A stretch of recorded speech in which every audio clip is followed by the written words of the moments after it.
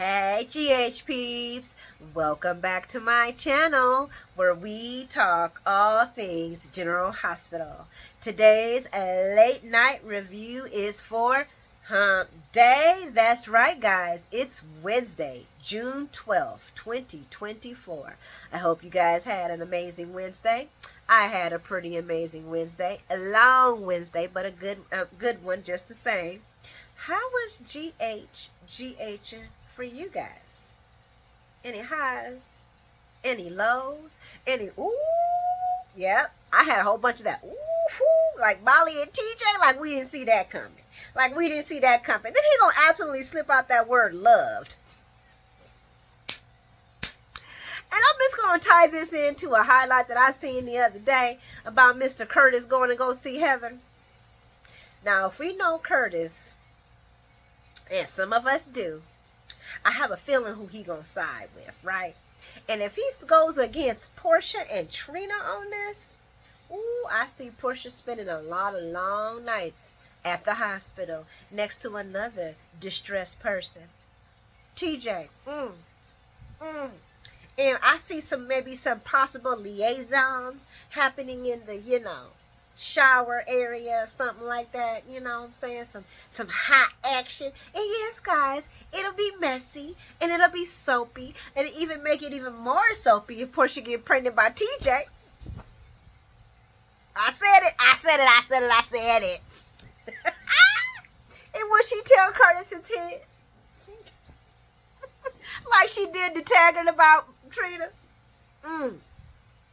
Yes, guys, I'm being messy.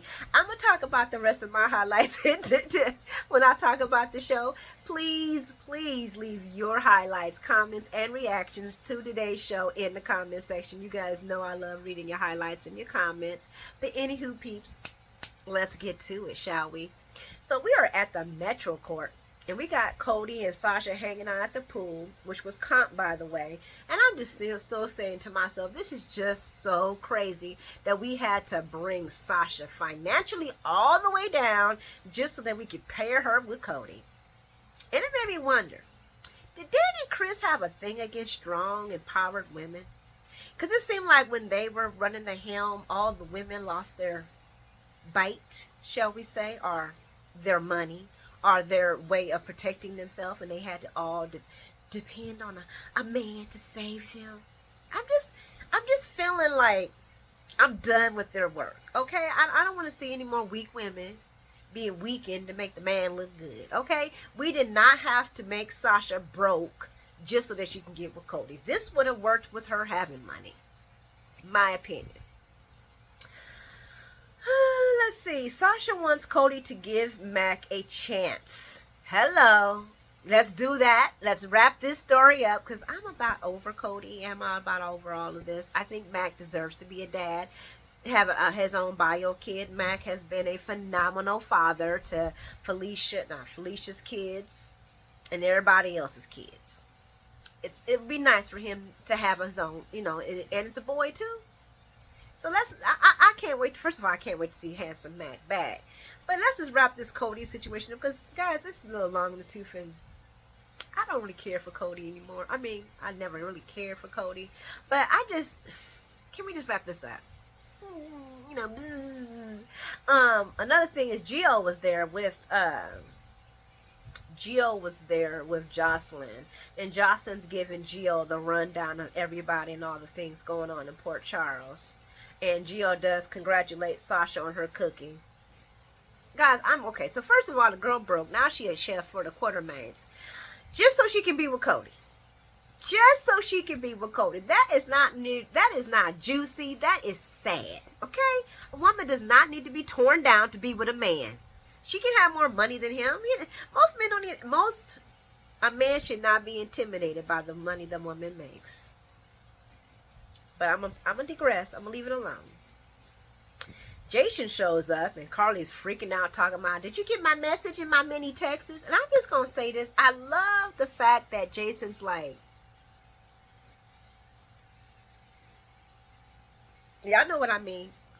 Give me 50 feet. Not like that in turn, because he did give her a big hug. But girl, calm down. He's like, yeah. Did you get mines? I'm good. And I do feel her on her fears of Jason just ending up disappearing again, and she don't want that to happen. But Jason tells her that he was on some coffee business and came back due to Jake calling for Liz. They discuss what happened at the warehouse, and Carly backs Sonny on not doing it. And when she asks for more info, he tells her to back off. And I'm like, yeah, she probably ain't gonna do that. And of course, Carly won't let it go. He once again tells her he ain't got no time to be worried about her while he's got all these other things going on. So please let it go. And in all realness, he really ain't got time to be thinking about her and be worried about her getting involved. And the crazier part is we got Sam and Spinelli. He ain't got time to be worried about her either. It seems like the women in his life just doing too much. Well, those two. That's when Mr. Sonny Corinthos shows up and sees them talking, and Jason's like, hey, look, I'm about to leave, so I ain't got time for this foolishness. And Sonny's like, oh, wait a second, And he asks him if he thinks that he asked Jason if he thinks that he hired the hitman. And Jason's like, well, I did for a second. Sonny realizes that Jason could have turned him in, but didn't. Ain't that what Carly been saying all this time? Jason tells him he wouldn't have done that, and he was wrong about thinking Sonny did it. Sonny didn't send...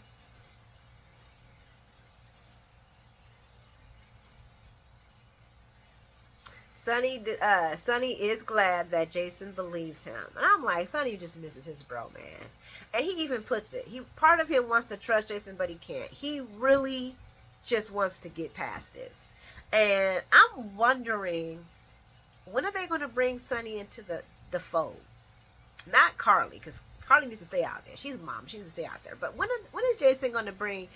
When is it going to be safe for Jason to bring Sonny into the fold? Because these two need to get together. Anna's not a good... she's a good partner. But Sonny and Jason, that's the crew, baby. That's the crew. And this whole entire medicine situation, Sonny is just battling all his demons by himself. Nobody really knows what's going on with him, except for crazy old Ava. And I don't see Ava letting go of this anytime soon. She's like healed in. But I really, really need for somehow, some way for Jason and Sonny to figure this out about the medications so that Jason and Sonny can work together, and then, Sonny's working in the background while Jason's working in the foreground with Anna, and then Sonny can get Ava out of his house because obviously she's not, Team Sonny. She's team manipulation. Moving along. We're going to go head on over to Laura's office. Alexis visits Laura, and Laura asking her about the article. She all piffed because the article was in there. And Alexis lets her know, first of all, that wasn't me. It was DeWitt. And secondly, freedom of the press. People have the right to know what their mayor is doing. I'm going to put it, I agree with Alexis on that. And I just can't believe she was actually trying to do this on the low. Like, oh, so you that kind of mayor. Okay, we get it. Girl, bye. She mad because people got riled up. Well, just wait until Heather gets out. And then we going to see how riled up you going to be when she's walking off with your grandchild. But she still hands Alexis Heather's trial info. Laura wants to know, are there grounds to open Heather's case? Alexis tells her that there are grounds for an appeal. Laura tries to clear things up by saying, like, look, I don't want Heather to be excused for her crimes. Oh, Alexis, what are you doing, Heather? I mean, what are you doing, Laura? What is this all for? If you don't want Heather to be excused from all her crimes, what exactly are you doing? Because I don't care about no metalosis, metacosis, metaosis, metatosis. This woman has been a menace since the beginning. A menace. As far as I'm concerned, her actions were leading up to exactly what she is. It's kind of like what Laura's man said to her, Kevin. Alexis reminds Laura that she is not a lawyer, so she would have to find someone else. I was really glad Alexis was like, I really don't feel comfortable doing this one. And Laura asks for a law recommendation. That's when Alexis gives her the warning that doing all this could actually assist with getting Heather out or reduce time. When Laura mentions that she doesn't want Heather to go free because of all the family and the victims, I'm like, so what are you doing then? If you don't want her to go free, if you don't want nothing to change, then what exactly are you doing? And I got to remember that this is, I mean, Laura has always had a soft heart for criminals. That, you know, that she deems. Alexis tells her to drop it. That's the best thing Alexis told her. Laura like, nah. And let her live in a supermax prison? No, that can't be on my conscience. It'll only be on my conscience when she walks off with Ace. I'm just waiting for that scene, y'all. Because Laura's just, her gullibility is sometimes... And I understand when she was younger and, you know, a younger person. And even in her middle ages, you know, how she was, like, overlooking a lot of stuff. But, honey, you was too old for this now. You was a mature woman. You supposed to be wise beyond your years. And you making mistakes like this? Alexis brings up Heather's victims. And the fact that she ain't happy, that she's happy that she ain't a lawyer at this moment. That's when Laura asked her, well, what would Alexis do? What would the old school Alexis do? And I said to myself, sober Alexis or drunk Alexis? Which one are we talking about? I couldn't help but to be messy. I'm sorry, okay? And of course, Alexis tells her that she would let the law take its course. And I wrote, so that means you're going to let a crazy person out just to prove something. That's when Trina comes in to visit, and she don't look happy at all. And Laura tries to say, well, I know why you're here. And Trina's like, do you? I don't think so. And that's when Alexis is like, I'm out. Guys, I've heard a lot of people say, you know, and this is true. This is Laura's personality. That don't mean we have to like it, though. That don't mean we have to like it. That don't mean that we have to want her to grow from this, because when has it ever done anything good for her? Okay, guys. Meanwhile, we at the DA office. Molly finally tells TJ about the Sunny accident, and it does not go well. She tells him how she found out from Blaze. And you know what TJ wants to do? He wants to rush right on over to confront Chris and tell her that she has to stay away from her father. Now, I'm going to keep it real with you guys. That is the most asinine request that I have ever heard in my life. You cannot control a person's life. Even if this was his woman, you can't tell her she can't see his daddy. I mean, it's like the Handmaid's Tale almost. I'm like, sit down, be quiet, and stay in the box and be pregnant. What is going on here what is going on, TJ? Once again, I wonder, I'm going back to Chris and Dan. I'm sorry, guys, because y'all noticed how women were stripped from their power, from their money, and made to be kind of, you know, it's so funny because they kind of stripped TJ and made him into a handmaid too. But anyway, I digress. I'll talk about that later. Molly is like, don't you dare do that. She will shut us out completely. And Molly's right. She will. When TJ insists that Chris has to listen to them, and I'm like, with what power? With what power, TJ? What you gonna do? You gonna drag her from her apartment, kicking and screaming, lock her in some chains, and put her in a basement and feed her? Because what power do you actually have? And that's when Molly reminds him that Christina in the state of Nebraska, the state of New York has legal and sole custody while that baby is inside of her body. And until she signs over her legal rights, that's what it is. TJ's like, I knew this was going to happen. But no, you had to have your sister be the surrogate and egg donor. I almost spit out my drink during this whole entire time. Oh my gosh, guys. I was cracking up on both ends. Molly says she didn't make that decision alone. Well, yeah, girl, you kind of did. I mean, it was laced with guilt and manipulation, but you kind of did. And TJ, he feels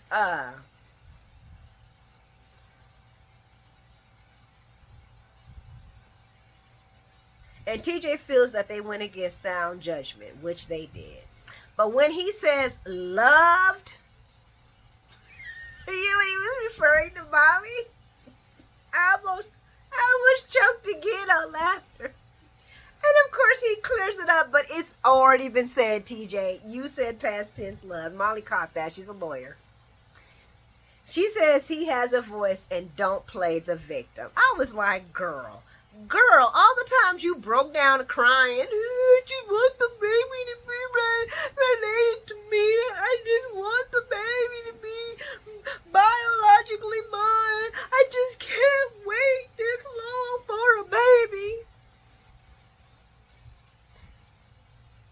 He says, I did in the beginning, but you were so devastated if we didn't use Christina. TJ don't like the idea of being tied to Sonny or Christina when it comes to his baby. He just wants to have his baby and be done with the whole entire bunch. And I'm like, did he forget that this baby will walk around an official Corinthos? I mean, you can call it whatever you want. This baby is a Corinthos. And they didn't even think about the fact that Sonny was bipolar. I mean, this could pass down to that baby. No, there was no thought process about the physical things that could be transferred from Sonny or from Christina to this baby. They did not consider anything at all. Molly thinks it's not fair and it's not her fault. And I was thinking to myself, actually, it's both y'all fault. For TJ for not standing up for his concerns and stating the facts and not saying no to this foolishness. And for Molly for thinking that Christina was really, really going to play right with this whole entire situation. She then turns on the guilt by mentioning that she just can't carry a baby herself. And guys, this is something that she did in the beginning to get TJ to cave. And don't get me wrong. I do feel for the situation. But her manipulation tactics, using that as a way to get what she wants, was cruel. Bye, girl. This was never about TJ. This was always about what she wanted. He tells her this is not his fault, but it sure sounds like she's blaming him because she's talking about how she can't have a baby and how he can have a bio baby, and that's not TJ's fault. It's not your fault either, but don't be blaming him because what's something that, can't happen. She says, so what? Do you want an apology? He was like, yeah. She's like, you ain't getting it. Molly just wants to leave Christina alone before she changes her mind and keeps the baby. Molly knew this was a possibility, and Alexis tried to tell her this, but she didn't want to listen. TJ admits that the law would be on Christina's side, and Molly wants to know how they got here. I wrote a few notes down to let her, to help her out with this one. You didn't give yourself time to properly heal from the news of you not being able to have a baby. You should have been talking to somebody. You should have been working on healing from that so that when this situation did come, you would know how to approach it a lot better. Then you run lopsided into the idea that you just have to have a baby right now.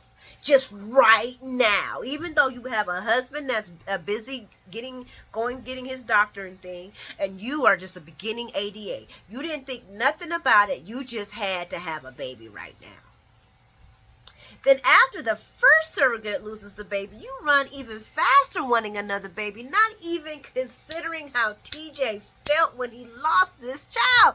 Y'all seen it. She didn't have a care. She cried for 5 seconds and was right back to pushing the baby. TJ was still hurting. TJ was not even ready to have this baby. He didn't even want to do this. You didn't listen to reason that when your mother told you about using Christina as the surrogate and egg donor, and your mother broke it down to you in legal terms what this could mean for you. Didn't listen, Molly, so I'm sorry. You know exactly how you got here. TJ leaves to go to the hospital and Molly just breaks down. And I'm like, girl, this is all on you. This is all on you. Yes, I will say TJ is wild for saying that they should lock Christina in a box. That's just asinine, okay? All the way. But if he would have stood his ground and said, no, we're not doing this. No, we're going to do some therapy. We're going to do some healing. We just lost a baby. I just lost a baby. I'm not ready to do this. But he wanted to please Molly so much that he ignored his own concerns and his own sound judgments. That's what, guys, don't let nobody paint you in a box. If you ain't comfortable, you ain't comfortable, and that's just what it is. And I wrote, so does this spell the end to this boring ass couple? Because they so boring. We're going to mosey on over to Christina's place, because before Sonny and Jason had the conversation at the pool, he came to see Christina. He wants to make amends with the Mickey Mouse for the baby and apologies. I wish, and this is just me, guys, I wish I could have really got involved in this scene, and maybe I could have if they didn't make the history of Christina and Sonny change to the fact that Christina all of a sudden doesn't know that her daddy's violent. If they would have gave that acknowledgement, but maybe I thought my dad was changing, I thought my dad was growing, he hasn't been violent in so long. I mean, I remember seeing things as a child, but I haven't seen this guy in a very long time. And I was just thinking that maybe that part of his life was over and he was like more like, just handling his business. But they had to make it seem like Christina just didn't know anything about her dad and his temper and his violent life. He is a mobster, girl. Are you serious? You a grown woman. I'm sorry, guys. Where was I at?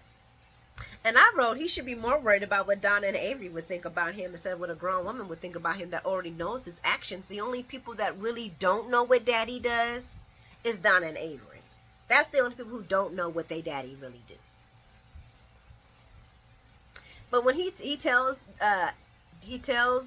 Sonny tells Christina that this was not him. Yes, it was. And then he gives his version about what happened and how it started, talking about Dex having fun at the wedding. So he's still kind of delusional, because I feel like he's forgetting the fact that Dex was invited, that Dex didn't invite himself. And I kind of wish Christina would have been like, look, I hear you, Dad, but Dex was invited. Dex was invited to this wedding by Chase. It's not about you. It's not about you. This was not about you. This wedding, this celebration was not about you. Yeah, he was there having fun. That's what people do at weddings. But of course, Sonny, got to make it all about himself. Christina then tries to rationalize her father's temper by saying she's like him. Yes, Christina, you are quite a bit like Sonny, but this is a little far. When Sonny says that he will never hurt her, I say to myself, well, maybe not intentionally. We can't forget about Michael or Dante, his other children. I guess that don't count, though, because, he didn't know Dante was his kid, and he didn't know that little Michael was going to get banged in the head. Yes, I'm bringing that up because this man has been nothing but terrible for his children. I mean, yes, I'm not saying Sonny don't love his kids. I'm not saying that. But Sonny's choices have put his children in some very bad situations. And I ain't gonna never forget when he pushed old girl out of the way and left Michael there to take that bullet. I ain't gonna ever forget that. I ain't gonna ever forget that. Or when he had Michael lying about it and Michael ends up going to, I ain't gonna forget about that. I'm not. I guess I can't say too much about Dante's situation other than the fact that I guess that he learned his lesson about not finding out more info about a person, but he did think that Dante was infiltrating his organization, and he didn't know that Dante was his kid. But I guess if Dante wasn't his kid, he would have been okay with that shooting. I don't know. I'm gonna leave it alone. Christina did ask Sonny what did he mean when he said he wanted to unalive Dex and Jason. And he just doesn't even answer that at all. He moves on to telling her how he gave Dex a pass after he beat Dex's ass.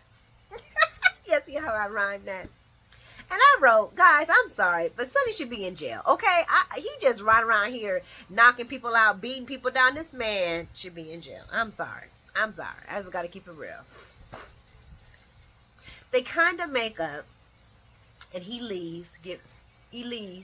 Chris is crying to Blaze, and Blaze is comforting her. Chris tells Blaze about Sonny's gift. And guys, was it me? But did they look like they just hurried up, grabbed a pillow from the couch and stuffed it into Christina's shirt? Because that's exactly what it looked like. This stomach was unbelievably bad.